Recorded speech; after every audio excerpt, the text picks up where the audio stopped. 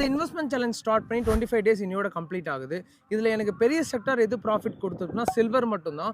சில்வரில் ₹14,800 இன்வெஸ்ட்மெண்ட் பண்ணியிருக்கோம். ப்ராஃபிட் மட்டும் பார்த்தீங்கன்னா ₹950 ரன் ஆகிட்டு இருக்கு. லைக் பர்சன்டேஜாக பார்த்தீங்கன்னா 6.8%. 5 months பிஃபோரே நான் சில்வரில் இன்வெஸ்ட்மெண்ட் பண்ணுற மாதிரி ஒரு வீடியோ போட்டிருப்பேன். நீங்கள் எல்லாருமே பார்த்துருப்பீங்க.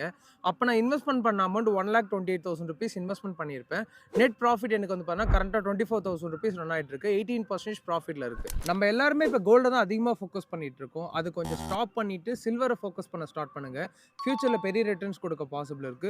கோல்டு எந்த அளவுக்கு வாங்குறீங்களோ சில்வர் அதோட டபுளாக வாங்க பாருங்க. அப்பதான் நமக்கு ஃபியூச்சரில் பெரிய ரிட்டர்ன்ஸ் வர பாசிபிள். தேஜஸ் நெட்வொர்க் ஷேரில் ₹1,400 இன்வெஸ்ட்மெண்ட் பண்ணியிருக்கோம். சில்வர் இன்னைக்கு மட்டும் 0.6% ஃபால் ஆயிருக்கு. அதில் ₹500 இன்வெஸ்ட்மெண்ட் பண்ணியிருக்கோம். கோல்டு இன்னைக்கு மட்டும் 0.8% ரைஸ் ஆயிருக்கு. அதில் ₹500.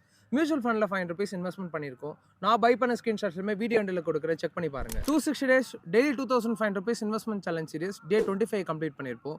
இது போல மோர் இன்வெஸ்ட்மெண்ட் ஸ்டாக் அப்டேட்ஸ்க்கு இந்த பேஜை மறக்காம சப்ஸ்கிரைப் ஃபாலோ பண்ணி வச்சுக்கோங்க. Thank you so much.